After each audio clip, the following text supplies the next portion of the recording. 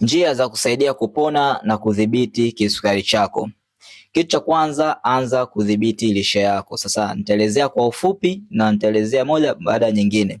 Kwanza kabisa, kula vyakula vifuatavyo: mboga za majani kwa wingi. Mboga hizo zinaweza zikawa ni spinach, matembele pamoja na kisamvu, lakini tumia matunda ambayo hayana sukari nyingi. Matunda yasiyo na sukari nyingi kama apple, tumia parachichi, papai bichi au papai ambalo linakaribia kuiva.